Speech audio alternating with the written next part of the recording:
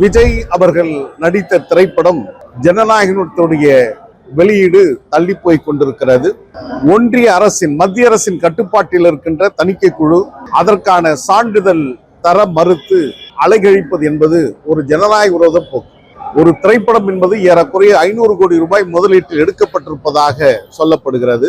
நடிகர் விஜய் என்பதனை கடந்து அதில் சார்ந்திருக்கின்ற தொழில்நுட்ப கலைஞர்கள், அதில் நடித்திருக்கின்ற திரைக்கலைஞர்கள், முதலீடு செய்திருக்கின்றவர்கள், ரசிகர்கள் என்று பல்வேறு தரப்பினர் பாதிக்கப்படுகின்றார்கள். எனவே நீதிமன்றத்தை காட்டி அதை தள்ளி போடுவது என்பது ஏற்றுக்கொள்ள முடியாது. எனவே ஒன்றிய பாஜக அரசு நடிகர் விஜயுடைய திரைப்படம் ஜனநாயகன் வெளியிடுவதற்கு சான்றிதழ் தர வேண்டும் என்று மாண்புமிகு தமிழ்நாடு முதலமைச்சர் அண்ணன் தலைவர் தளபதி அவர்கள் ஏற்கனவே வலியுறுத்தி இருக்கிறார்கள். ஜனநாயக போக்கு என்று அறிவித்திருக்கிறார். திராவிட வெற்றிக் கழகம் எங்களுடைய பார்வையை அதில் செலுத்துகிறோம். எனவே ஒரு திரைப்படம் வெளியிடுவதற்கு இவ்வளவு தடைகளா?